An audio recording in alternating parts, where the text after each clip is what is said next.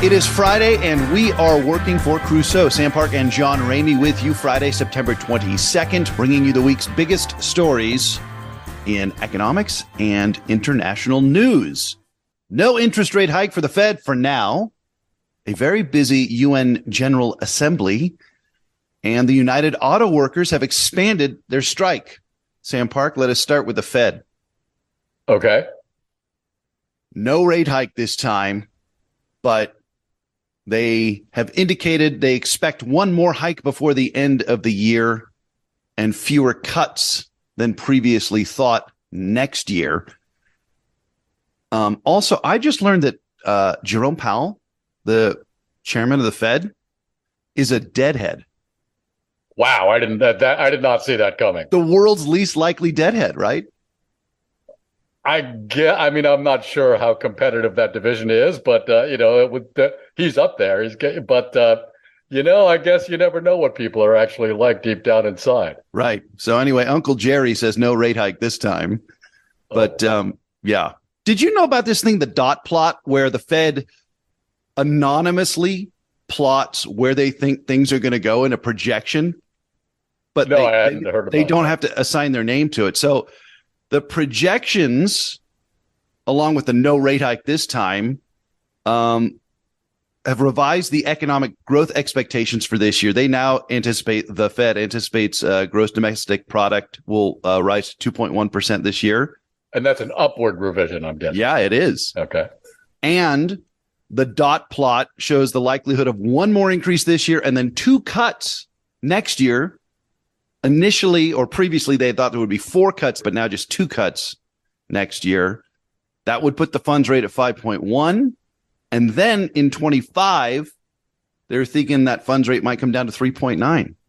Okay, well, that's I know, fine. just anonymous dot plotting. I thought it was interesting. I think that's actually a pretty sound methodology, right? Because if it's anonymous, then you don't have to worry about people looking at you funny or whatever, getting into a dispute with some of your fellow members of the open market committee, right? You can just, say what you actually think, and people can analyze that on a reasonably objective level without bringing any sort of interpersonal issues into the discussion. I think that's probably a good way of doing things. And it's certainly not their only method of analysis, but I think as they go, that's probably a pretty good one. But just to make a long story short, inflation is pretty sticky, right? I mean, it's actually ticked up very slightly for 2 consecutive months, and sure that's partly about rising oil prices due to production cuts of OPEC plus.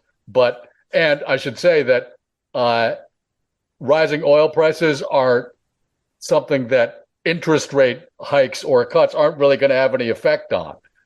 So the tool that the main tool that the Fed usually uses to address inflation isn't really going to have a lot of impact on the price of oil globally.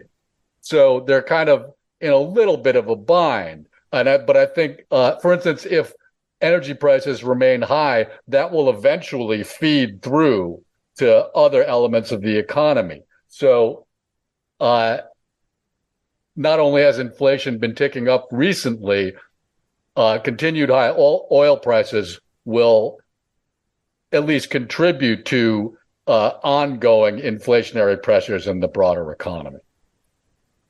I glossed over this, but the revision now from the Fed expecting a GDP of 2.1 upwards, right? They are more excited, bullish about the economy, or the GDP anyway.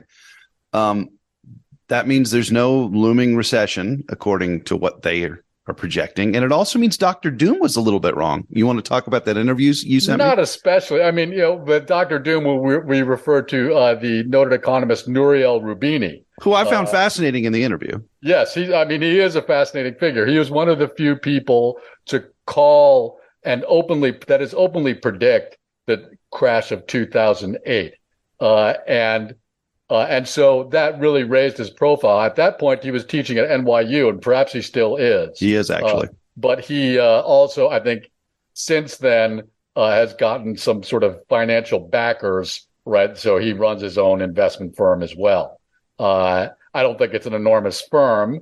But he, in the interview, I believe it was with Bloomberg, from earlier this week, he went through very economically, we might say, a review of all of the really large-scale economic pressures that are facing the global economy. And I would encourage our listeners to hunt up that interview because it is fascinating.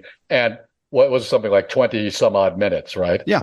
And it was action-packed. I mean, he touched on many different issues, and he is nicknamed Dr. Doom. So he does have a reputation as being a sort of economic pessimist. But he has proved to be a savvy forecaster in the past. And I found it very difficult to argue with almost anything that he said in that particular interview. Perhaps we can link to that out of our podcast page on this week's episode. In fact, we will. Although I should point out, everybody who predicts a financial crash is eventually right. That's right. But he's much more specific than that. Exactly. I mean, he is an actual economist, right? It's not like he's just some bozo like us. I had a question for you, Sam, because this was in a recap I caught, I think, in the New York Times of the Fed not raising rates. The Fed is continuing to reduce its bond holdings, a process that has cut the central bank balance sheet by some $815 billion since June of last year. Does that mean they're unloading bonds they bought up is that part of quantitative easing? The buying of the bonds was quantitative easing. Right. Yes. So this is the reversal of that. Yes, this is an ongoing process of quantitative tightening. Anything else you want to touch on with Uncle Not Jerry? Especially, I mean, maybe we can ask him what his favorite live version of Dark Star is. Right, exactly. Thought you would appreciate that. That is really, well, I don't know how illuminating it is. It's a little illuminating, let's put it that way. But it's deeply amusing. It is very amusing. I mean, the Fed holding steady on rates was widely anticipated. I think, from what I gather, investors were disappointed that he's signaled, as they say, that there would be an additional rate hike this year and fewer of them next year. So investors were disappointed about that. But what do they expect? I mean, the investors can look at the inflation data just like anybody else. And if inflation remains sticky, the Fed's going to keep hiking rates. I don't understand what the problem is here. I think that there's so many different players involved in financial markets these days that there's a wide disparity of perspectives amongst them that not all of them are good at reading the so-called signals of the Fed, which I've always found a humorous term just because as if Chairman Powell is standing there with a pair of semaphore flags waving his arms around, I mean, it's just like he doesn't signal things. He actually comes out and says things rather directly, at least for a central banker, that is, who are known to speak in somewhat indirect terms. But they can't be alarmist. The markets are too panicky. That's right. So, yeah, I mean, this will be an ongoing story. It's not quite as important as it was earlier in the year. So I think we can probably safely move on to the United Nations General Assembly. Dateline Manhattan. President Joe Biden spoke. Yes. President Vladimir Zelensky spoke.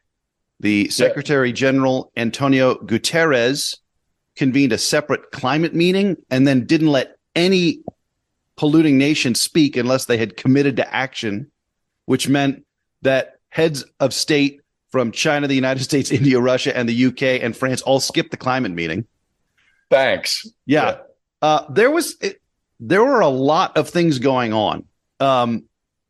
Secretary General Guterres talked about climate change opening the gates of hell and also used fire and brimstone language about Russian aggression. I mean, the thing is, this is his gig, right? I mean, he's the Secretary General of the General Assembly, right? I mean, this is his show. But in fact, every day, Antonio Guterres says something very dire about the state of the world as it is today. And he's right every day. I think he actually wakes up screaming in the middle of the night going, precarious inflection point. And his wife tries to calm him down because, not again, Antonio. Yeah, and he's like, yes, you're right, Antonio. Just go back to sleep. There'll be another precarious inflection point tomorrow. Right. And you have to feel for the guy because he's absolutely right about these things. And President Zelensky of Ukraine actually spoke twice. He addressed the General Assembly, and then the following day, he addressed a special session of the Security Council. And is that when he said, listen, Security Council, as long as Russia has a vote, you're a chicken bleep organization or body? He did call them out. Now, again, I think he's right about that. I do too. We might have said the same thing, and I'm sure some people did say the same thing 20 years ago after the United States invaded Iraq, right? I mean, there was no UN authorization for that. The United States is a permanent member of the UN Security Council, one of the 5 permanent members. They flagrantly violated the sovereignty of another country. And so, again, I agree with Zelensky, but that ship has actually sailed quite some time ago. And in a way, he sort of exposed how hollow the UN has become. For instance, not only did Xi Jinping not show up, and Putin didn't show up, obviously, because he's a war criminal, right? Those are 2 of the 5 permanent members. That's right. Of the air quotes Security Council. Yes, but UK Prime Minister Rishi Sunak was not there, right? And the other permanent 5 member is France, and Emmanuel Macron wasn't there either. Now, I should say, right, all of these countries have UN ambassadors, and it's actually their job to be at this gathering. It's not mandatory that if you're the head of state or the head of government of a permanent 5 member of the Security Council that you should have to show up at the United Nations General Assembly. Okay. However, I would say this year you kind of do have to, and especially in the case of Emmanuel Macron, who his proximate reason for not going to the General Assembly was that he had to receive King Charles in Paris for a state visit. C'est la vie. Yeah. And now, as you might recall, John, and our listeners might also recall, this was a makeup visit because Charles was originally expected to go to France earlier this year, but had to reschedule because of the nationwide street protests against President Macron's raising of the retirement age. Okay, fine. You have to reschedule. But do you have to reschedule for the day of the General Assembly? I don't think so. I think Charles has enough free time that he could, work around the General Assembly. And so, people talk about how the nations of the West are supposedly competing for influence with nations of the global South. That is their influence upon nations of the global South. And I have to ask you, are they really?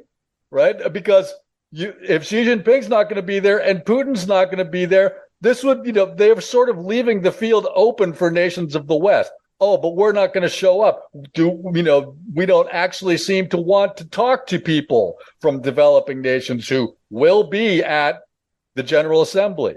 I think it's just disgraceful, frankly. But again, perhaps we should not be so surprised at how sort of almost meaningless the United Nations has become in this century. I want to center on this point because, as you know, our listeners may have distilled it. One of my great pastimes is studying the Great War. And there's a lecture series on YouTube from the World War I Museum in Kansas City called the Pershing Lecture Series. Yes, I've seen one of those. Yes. Recommendations. Very good. Yeah. I caught one about the Wilsonian peace and the failure of the United States Senate to ratify the Treaty of Versailles and the League of Nations, which was part of the Treaty of Versailles. So that organization famously failed to dissuade countries from leaving other countries' sovereignty alone. Spoiler alert, we know that failure as World War II, right? Exactly. When Zelensky and Biden get up there and say, look, the charter of the UN is at stake here with regard to Russian aggression into Ukraine. And yes, I completely understand. And I was one of the people 20 years ago that said this is against the UN charter to unilaterally invade Iraq, right? The United States has completely been guilty of this. So you're right. The ship has sailed. But is this like the emperor has no clothes and it's simply like, is this just a fig leaf while we pretend that there's some check on militarism and a belligerent Russia in this case, but who knows what the next case would be? I mean, are we just like, is this whistling in the dark? Yeah. Whistling in the dark. Exactly. Thing is, it might be. On the other hand, it might also be analogous to something like climate change, right? In other words, if we believe that there's nothing to be done about climate change, then we won't solve the problem of climate change, right? And it will be terrible, right? Yeah. So our only choice in the case of climate change, mind you, is to assume that we can do something about it and adjust our behavior accordingly, right? And so this might fall into that same category. Even if it's imperfect or ineffective, it's still better than nothing. Yeah, and you know what? We might be wrong, right? But the only hope we have of solving this problem is to assume that something can be done about it. And the United Nations is one of the only fora in which something, we can at least talk about these things. Plenty of people did show up, mind you. And so, they seemed to feel it was worth their while. So, it's not as if nobody feels like they have any stake in it. The Prime Minister of Barbados showed up and spoke at that climate summit that was put on during the time of the General Assembly. The president of the Republic of Congo showed up and accused the 17,000 soldiers strong peacekeeping mission from the UN of being unable to confront fighting in eastern Congo that he says is, quote, tearing apart the Central African nation. So he wants the UN out of the Republic of Congo. These are the folks that showed up. Right. And you know what? He's right. Congo has been a very difficult nation to govern, for almost since its inception. The UN provided very little practical assistance in terms of concrete results. I'm not sure that banishing the UN peacekeepers is actually going to help anything, but it's his country. He has a right to stand there and say these things if that's the way he feels. And honestly, I have to feel like he probably knows a bit more about it than I do. The UN has been there for a quarter century. Yes. And he said it's time for his country to take, quote, its destiny fully in hand. I was unaware of actually how unstable Congo was. A visit to eastern Congo by the Pope was canceled earlier this year because of the security Eastern situation. Congo's been an unstable region for this entire century and probably longer. That is the 21st century. And if I'm not mistaken, the deadliest war of modern times took place in Congo, and there's the civil war of the late 90s and early part of the 2000s. Almost nothing did we hear about it in this country.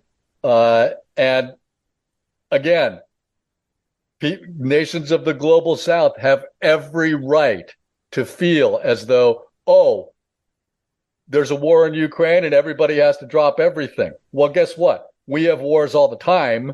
And somehow those don't seem to command quite as much attention and resources from Western countries who, again, are supposedly competing for influence upon our countries. Are they, though? Right? And this is going to be an ongoing issue, not just on this program, but just in general going forward for some time to come. It touches everything. It touches climate change, as we've talked about before and will talk about again. Migration, which is just disgraceful. The EU policy on migration from Africa is just horrifying. And African nations are very anxious to talk about these things if people are going to listen to them. I don't mean to boil this down to just something completely vapid, but 25 years of instability, a peacekeeping force in Eastern Congo, right? Nobody's ever asked me to change my Twitter handle or post the flag of the Congo in my, Instagram avatar, That's right. right? I mean, That's right. that is not obviously a real indicator of anything and is the most hollow gesture any of us can make, or among the most. But at the same time, that went around social media like wildfire at the start of the Ukrainian war. Exactly. And it's a question. Do we actually have one world, right? We like to say that, right? But do we actually believe it, right? What are we willing to do to help bring that idealized notion into being? And this is going to, and it's kind of appalling that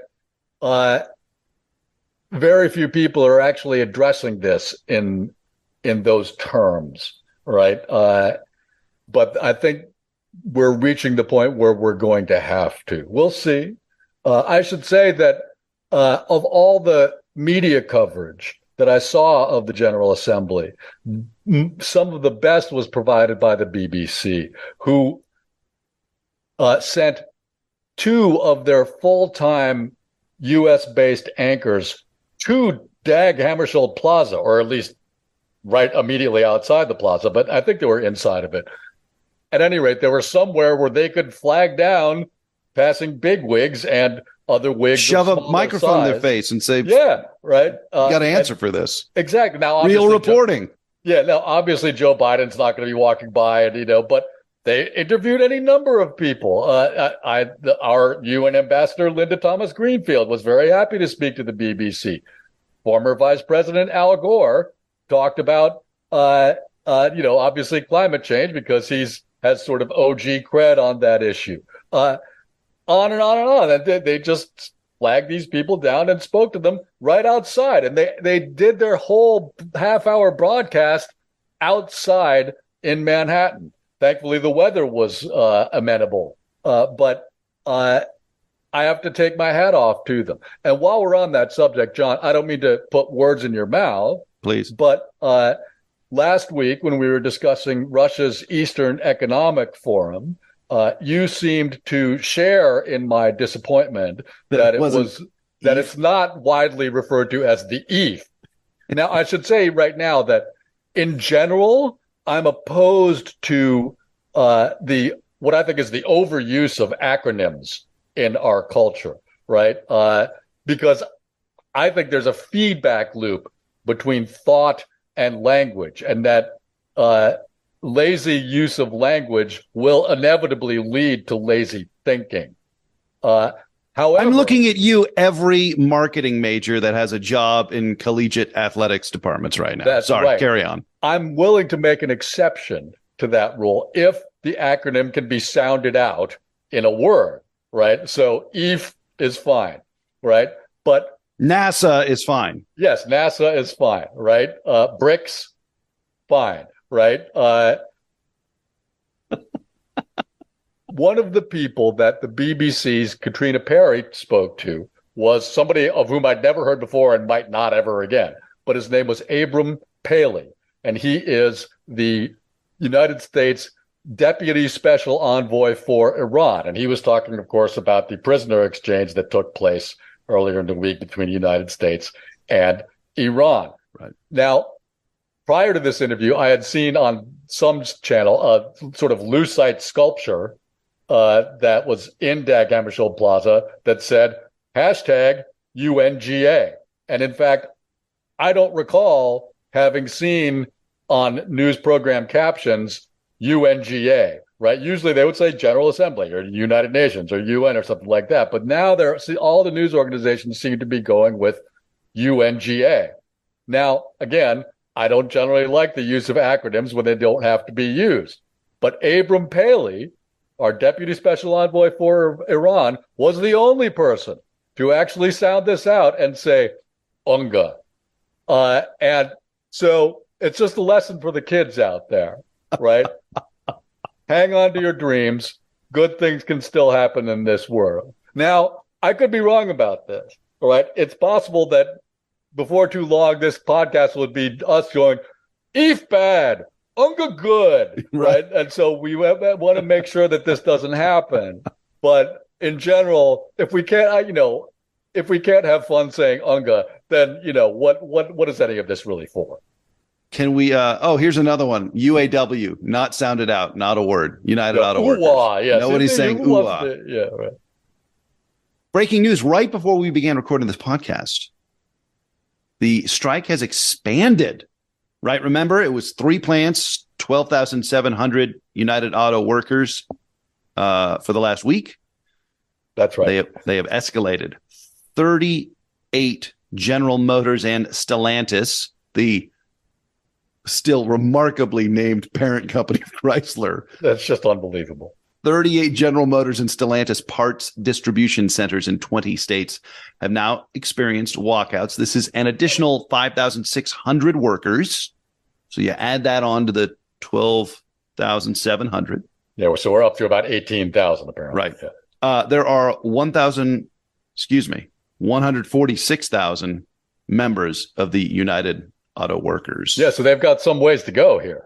Ford did not see any additional strikes because Ford has been playing ball and has met some of the union's demands during negotiations over the past week, according to the UAW president, Shawn Fain, which is interesting that Shawn Fain is a, quote, unionist in this case. Never mind. As we discussed, the contract expired at midnight a week ago, and there were walkouts in Missouri and in Ohio and in Wayne, Michigan. Yes, technically, nobody walked out. They just didn't show up to work the next day. They were told the night before, and apparently news to them, right? The union did not indicate ahead of time which facilities would be suffering from the non-walkout, right? It's not a walkout, it's a stay home, right? I'm guessing, though, that today's facilities actually did experience an actual walkout. That is that. Because it came down at noon Eastern. That's right, right? So employees were at work and then left. And so President Fain has deliberately employed this strategy of escalating the number of work stoppages as time goes on. And I have to say, it's pretty shrewd. I don't know if you managed to see his interview with Margaret Brennan on Face the Nation last Sunday. And I should say, I don't recall him doing quite a lot of other interviews during this time, which I can't believe that he wouldn't want to do them. Right. And so I do have to kind of excoriate the news media again, because, again, I think that he would very much like to talk to them. And if they don't want to interview him, I kind of think that's them dropping the ball. For instance, Kristen Welker, in her inaugural episode of Meet the Press last Sunday, the centerpiece of that episode was her interview with Donald Trump. Now, obviously, that's newsworthy, right? But I actually think the UAW strike is more important in the life of the nation than interviewing Donald Trump is right now. And and it just goes to show you, for everything you are covering in the media, there's something you're not. And you have to make these decisions very carefully. And again, that's why I have to take my hat off to the BBC for standing outside in Dag Hammarskjöld Plaza. The United Auto Workers are seeking raises of 36% over 4 years and an end to the two-tiered pay scale, where new workers have essentially very small chance of jumping up to the higher paying tier, according to the union. The car companies say they cannot afford to give in to the union's demands, despite huge profits, because they need to invest in the transformation to electric vehicles. And that's true. Well, that is, they do have to invest in the transition. Oh, it's not going to be free. Right. But for instance, President Fain on Face the Nation managed to come up with the numbers and say, listen, these executives have gotten increases of 40%. in recent years. Yeah, they didn't just pull this number out of thin air. That's right. And now, as we've talked about in the past, this raises certain problems, right? For instance, as we said before, President Biden wants to reduce inflation. He wants to speed the transition to electric vehicles, all right? But if he wants to do that second one, then he should allow more electric vehicles from foreign manufacturers, or not make it more difficult for foreign-made electric vehicles to enter the U.S. market, because this will just make the vehicles that are in the market more expensive. He should want these vehicles to be as cheap as possible, and for them to be as many of them available to American consumers as possible if he really wants more of us to buy electric cars. But Joe Biden's never going to say that. He's a union politician. I mean, he says that he's the most pro-union politician president in history, right? And so now, mind you, every economic policy is in some sense a balancing act. There will always be countervailing forces in any large economy, and you have to balance them correctly. And the problem is, if you get that balance wrong, even just a little bit, it will compound itself over time, and you don't necessarily know what the economic consequences might be. But that's why people raise this criticism that you should want to have more electric cars on the market and not fewer. The union is sort of in a similar bind, right? Electric vehicles are much less challenging to construct from an engineering perspective than internal combustion engine vehicles. There's no transmission, there's no carburetor, there's no fuel injector, right? And so, as Margaret Brennan pointed out when she was interviewing Sean Fain, they say that is, the automakers say that constructing electric vehicles will provide 40%, that it will require 40% less labor than constructing internal combustion engine vehicles. And President Fain kind of shrewdly replied, look, we support the green economy, but it can't be built on the backs of the workers in the auto industry. And by the way, he went on to say, labor costs are only 5% of the cost of a vehicle. And that, I think, is that's a staggering number. I think that's the most important number in this entire discussion, right? If that's true, and I haven't heard a single auto industry executive push back against that figure. If he's right about that, then I would say the UAW is in a very strong position here, because if it's just 5%, you could stick a couple more percentage points on there and really, it would seem to me, not end up leaving the automakers in an uncompetitive condition against their non-union competitors. By the way, Sean Fain went on to say, look, we'd love to unionize their plants in this country also. Toyota builds cars and trucks in the United States. I think in Kentucky. The foreign manufacturers, and Tesla, for that matter, build in non-union plants all over this country, right? Fain was very upfront and said, we'd love to unionize those plants too. I think that might be a little ambitious, but why not, right? While you're up there asking for a 40% pay increase, let's shoot the moon, right? I mean, if only Margaret Brennan's going to pay attention to him, he might as well, Yeah, exactly. Empty the tank, so to speak. Exactly. But I think he understands that because of how the labor equation works out in terms of electric vehicles, this is his last shot, right? If the UAW can't get this done now, it's probably over for them.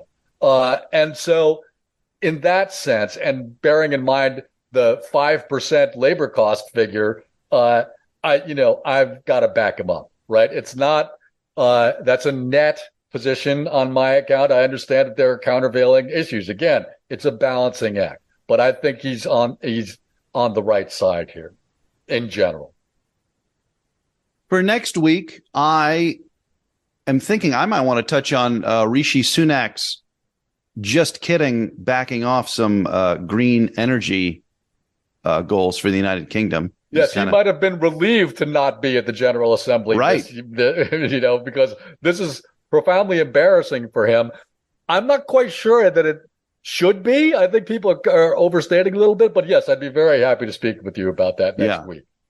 Yeah, they're moving the goalposts in a less green manner in the UK. Yes. What about you? What are you looking at for next week? Honestly, I don't have anything specific, but listeners who might want to read ahead, next month, there will be elections in both Poland and Argentina. Poland could be, in fact, we might talk about this next week. Poland and Ukraine. There's also a scandal of them selling visas, their consular officials selling visas in African nations to allow people, that is on the black market, to allow people to enter the EU fraudulently. And this is under the auspices of a generally very anti-immigrant government. This is a story that just broke this week. And so I think it might be something that bears looking at, especially since they've got elections coming up in just a few weeks.